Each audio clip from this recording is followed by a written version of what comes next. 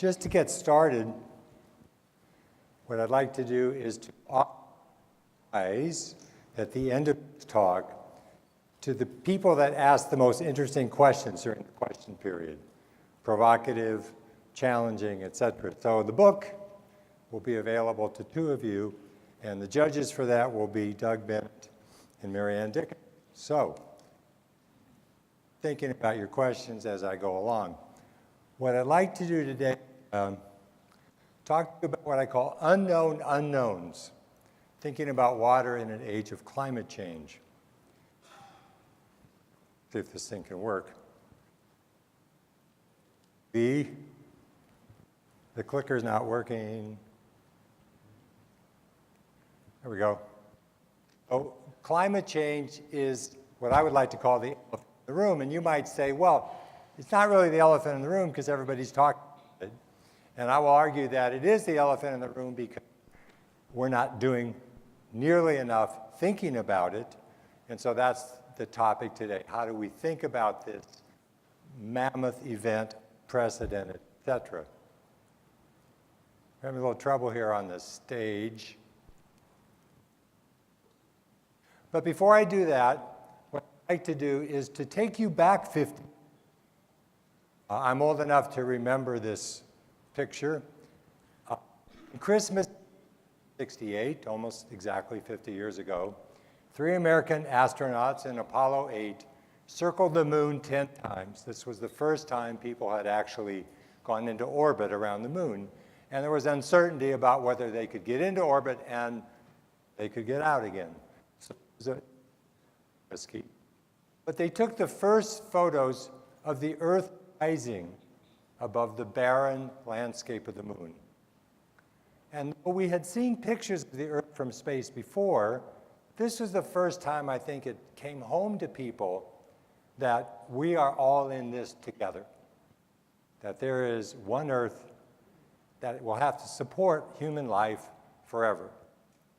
And so this photo, I think, provided the emotional spark for the environmental movement, which really took off 2 years later with the first Earth Day in 1970. So we are, in fact, all in this together in our own separate ways. And I think as we begin to think about climate change and water planning, it's useful to keep that in mind. So we're having a lot of trouble with this clicker. I don't know if you have another one, but here we go.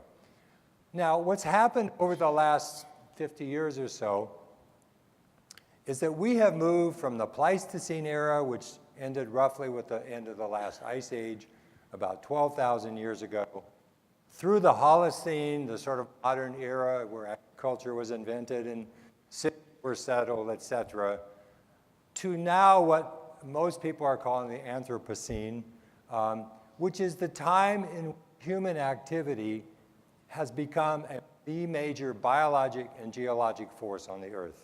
In other words, are now fully responsible for what happens to the planet. And we can see this most dramatically with the rise in carbon dioxide concentrations in the atmosphere and trace gases.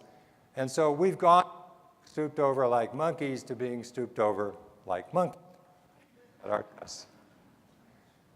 But still, if you think about it, these 12,000 years, we've developed a certain kind of cultural knowledge. We know certain things are so and certain things aren't so, or so we think. Somebody once said, it's not what you don't know that gets you. It's what you think you know that isn't true that gets you into trouble. And so we still get our cultural knowledge in a way around the campfire. Now the campfire is now Facebook, but we're still talking to each other. And this is, in fact, the problem. Because climate change is not something we know anything about in our history, in our long history as human beings on this planet. We don't know about the calving of icebergs from the Antarctic ice shelf. We don't know about the melting of Arctic ice earlier and earlier every year in the summer.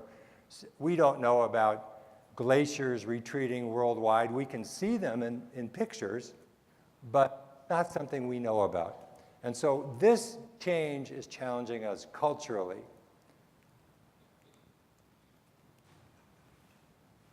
And so if you really just think about it, those of you particularly that are a lot younger than I am, the warmer Earth is our future and your future.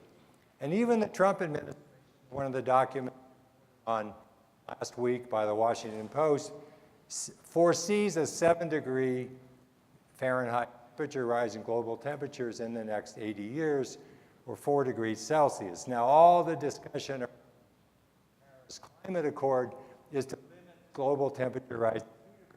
Because now we're talking about double that amount of rise. So we know that the warmer Earth is our future.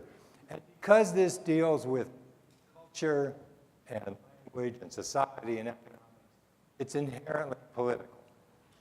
And so we have to bring the discussion of responding to climate change back into politics. And that means we have to start thinking about the impact on people of extreme events. And so I want to move now from this sort of 30,000 foot or 300,000 mile view to street level. Well, I gave a talk a few months ago at Texas Tech University, and for that talk I read this interesting book called Heat Wave, and it's subtitled A Social Autopsy of Disaster in Chicago. And so what happened in Chicago in the mid-90s, there was a week of very high temperatures. In fact, they went up to 106. Now, if you can imagine Chicago with humidity, you would also see that. The heat index went up to 126 one day. By the way, that's not a lot because I just read today, this morning, that the heat index in parts of South Asia often gets above 150. So, but 126 is high anyway. There were 740 unexpected fatalities that week versus what would be expected. And this is probably something that's going to happen annually by 2050. Fortunately, it repeated too much in the US. But in other places, in Europe in 2003, some number like 50 to 70,000 deaths from a heat wave. In Russia in 2010, 50,000 deaths from a heat wave. So these are not necessarily global warming caused heat waves, but they are indicative, I think, of what our future is going to be like. So in Chicago, what happened was what you might call the Great Denial. The politicians, there was an election for mayor later that year, so the politicians wanted nothing to do with this. Civic leaders didn't want the bad press, and the press itself took a pass on it. The county medical examiner of Cook County decided on his own to not buy into this narrative and carefully documented each death. Then it took 5 years, a PhD thesis length, for a young sociologist, Eric Klinenberg, to uncover and document the truth that it was not an act of nature, a force majeure that caused people to die. It was, in fact, that they lived alone. Chicago, they were black, they were poor and or elderly. So that is kind of the wake-up call. The people that are going to be affected first by climate change are going to be the least among us. And so I think we have an obligation to take our thinking beyond our own circles and start thinking about, well, what's going to be the effect on people who don't have resources, who live alone, who are socially isolated, because they're the ones that suffer first. The New York Times a few weeks ago reported estimates of 5 to 12 times more heat deaths by 2080. Now, so that was kind of the denial in Chicago, but we also have to ask, are we in similar states of denial about climate change, sea level rise, and our own vulnerabilities? Bloomberg News a couple weeks ago reported, Miami will be underwater soon. Its drinking water could go first. So as you know, Florida is not a great place for building reservoirs because there's no elevation difference to work with. And so the quote from the article that I liked is, climate change probes a city's weaknesses much as standing water finds cracks in the foundation of a house. Now, 40% of us live in counties that are directly on a shoreline in the US. So shoreline counties obviously are going to be the first affected by rising sea levels. Paper a few weeks ago in the National Academy of Sciences proceedings talked about the conditions that might lead to a stabilized Earth, as you can kind of see in the upper right quadrant, the closest to the middle, or potentially a hothouse Earth that could last for millennia. We already know that much of the carbon in the atmosphere is going to be there 200 or 300 years from now. So this, I'm trying to get a sense, this is an immediate issue that transcends politics and deals directly with long-term survival, and I'll say thrival, on this planet. The California Coastal Commission a few weeks ago told cities all along the coast, prepare for 10 feet of sea level rise by 2100, so 80 years from now. That's a long planning horizon for most government agencies, but I think the response from the Port of San Diego was fairly typical. Planning for such events without a greater degree of certainty is not appropriate for us. Now, we're a port. Well, all of a sudden you start to say, well, wait a minute, some of our infrastructure is already 100 years old. Something like 40 or 50% of our infrastructure is going to have to be rebuilt over the next few decades, according to the American Society of Civil Engineers. So we now have to start thinking about this. Where I live in San Diego County, the city of Del Mar, as part of their coastal planning, put forward the idea that maybe we should just retreat from the low-lying areas along the coast. Now, you can imagine how well that went over with the property owners who have the million-dollar homes on the coast. But retreat is not a bad strategy.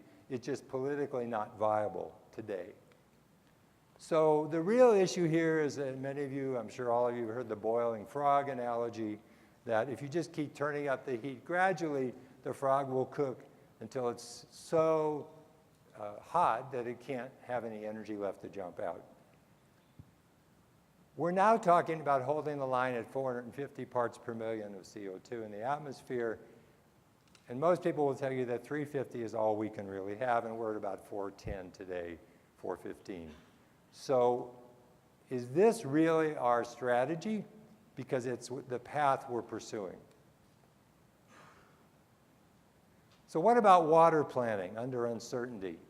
How can you, as water professionals and all the agencies and consultants you work for, begin to plan for such massive climate risks with such uncertainty about their timing, magnitude, frequency, and duration?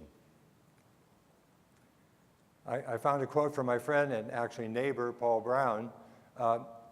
And Paul did a very nice study last year, which I'll show you for the Water, Environment, and Research Foundation.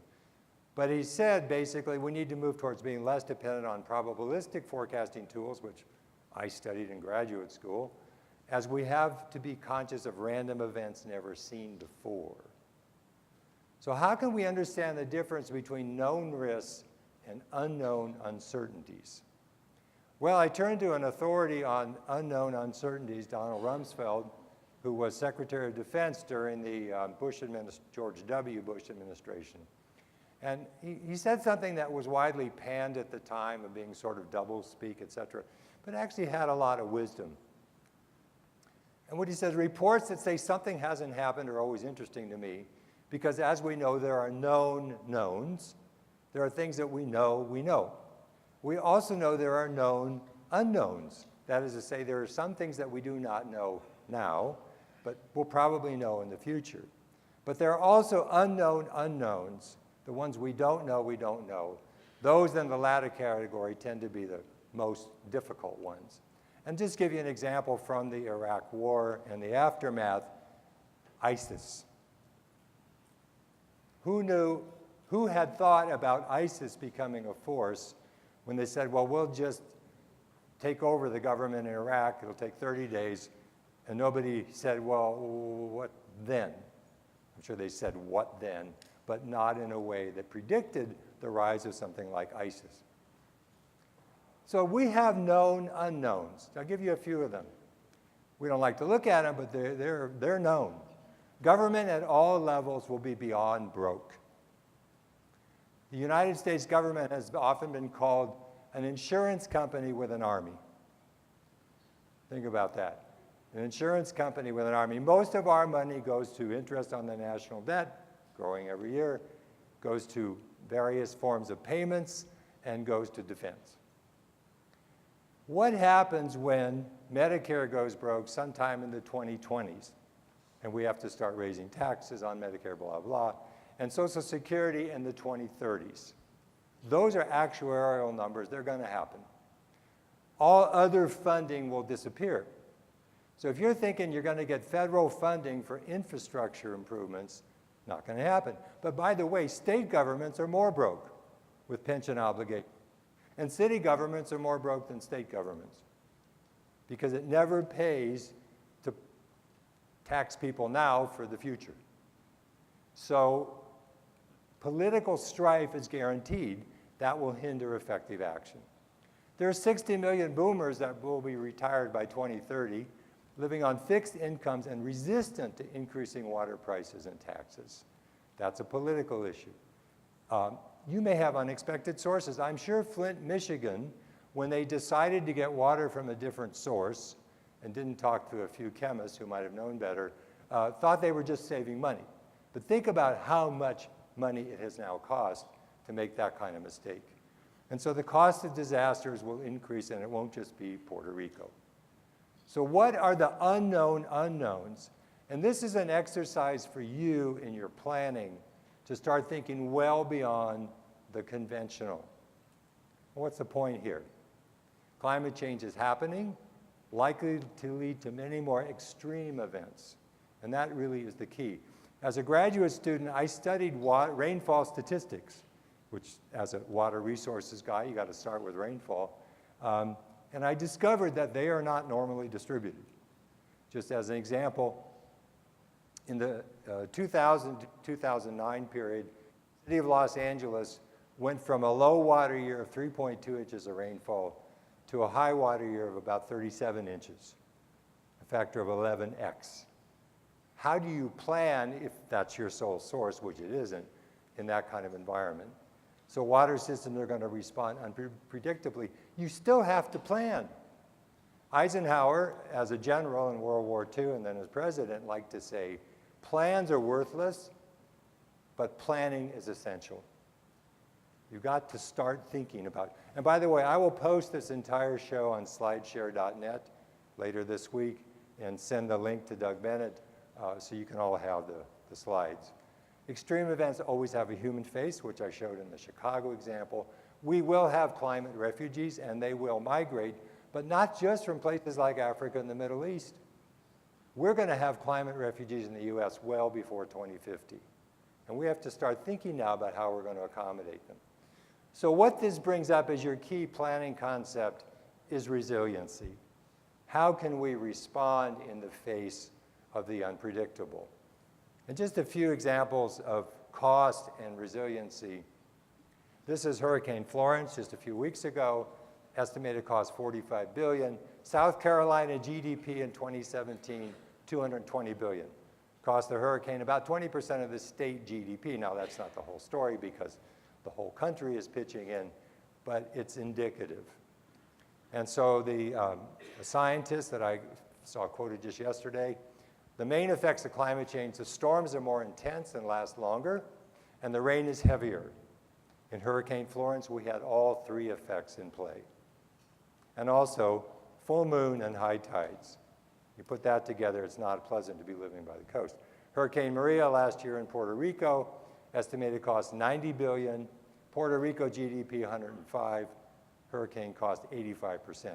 So if you wonder why Puerto Rico's not recovering, it's not just because, as the president says, their government's incompetent, it's because it was a huge hit. Hurricane Katrina, 2005, estimated cost $130 billion. Louisiana GDP, 265% of the state GDP was used, in essence, to pay for that hurricane. So this all says, if you're standing at the edge of a cliff, the essence of wisdom is to first take a step away from the edge, right? So we are now at the edge, and the edge is undefined. Imagine you were in the Grand Canyon and you were blind. You didn't know where the edge was. How close would you want to get? So what should water planners do? Well, obviously don't stop doing what you're doing. using pricing, technology changes, regulation, education to cut water use, as Dave said about Las Vegas. But know that this isn't going to cover all future situations. And so we have to start imagining scenarios for future events. We know that rainfall and runoff can go to extremes. And so we have to include these idea of unknown unknowns in our planning. And that's very uncomfortable for professionals. And I'm going to suggest how you get around that. And then we need resiliency approaches, go beyond supply with land use, stormwater. You can read the slide, cooling tower makeup, new design standards, and really focus on letting institutional users lead the way. That acronym MUSH stands for Municipal, University, School, and Hospital. So that is a huge number of non-residential buildings. Unconventional sources may play a role. So Perth, Australia, 2 million people, is the most isolated big city in the world. It's 2,000 miles from anywhere. Reservoir inflows in 2005 during the start of their drought went 80% below normal, below what was planned. So the solution was costly desal plants, which every big city in Australia built, and long-term groundwater recharge with treated wastewater. So they finally figured out they were on their own. They'd better try to at least double their supply, in essence, with treated wastewater. Cape Town was within 30 days of running dry in 2017, 4 million people. The solution was 25 gallons a day of rationing. Which of these approaches sounds better if you're a water professional? And also you have to deal with the fact that failures may become more visible. Everyone's connected to everyone else in real time. Everyone has access now or soon to cheap sensors. So I'll be able to walk into this ballroom in a few years, and on my Apple Watch, I can read the pollution levels inside this room. And I'm going to go talk to somebody if they're above a certain level. When changes in pollution, water supply can be diagnosed and reported. When millions of boomers with technical expertise retire and have time on their hands to look at what you're doing, when we all have wearable technology, everyone has a drone so they can see what's there. We have fake news dominating today. How are you going to plan and manage in that kind of environment? Because it is there. So the elephant in the room, climate change is guaranteed. What we don't know is the magnitude and pace. We know that we're not going to reduce carbon emissions fast enough. Just a few weeks ago, the International Energy Agency and OPEC forecasted demand growth for oil will increase to 2040, about 20% over today. We still don't have carbon capture and storage, the only real solution anyone's proposed, and it's costly and slow to build resiliency. So what do we do? What does the future hold? Well, the US military provides a great example. Some people have called it the best run organization in the United States. It's subject to political leadership, which may not make it the best performing organization, but it's run pretty well. And it has been including climate change in its roadmap since 2014. 1.5 foot by 2035 to 2050, 3 to 6 foot rise. What does that do to all of the naval bases around the US? Think about that. There's have to be on the water, but all of a sudden the water is going to be uncomfortably close. What does the future hold? Well, there's lots of different views. One of my favorite books as a student was Buckminster Fuller's Utopia or Oblivion. He basically said, look, we can either create prosperity for everybody in the world, or ultimately we're all going to disappear. Or Oblivion. How many people have read this book? Why, it's a dystopian view of the future, but you might find it interesting because it takes place in this region. It's called Chinatown Meets Mad Max. So it's a fast read. Or scenario planning for something in between. Here's a study that Paul Brown did last year for the Research Foundation. And you know, he took these two axes, created scenarios, and played them out. But you have to think about, well, what are we going to do? Maybe we should look farther afield than just the people that are water professionals.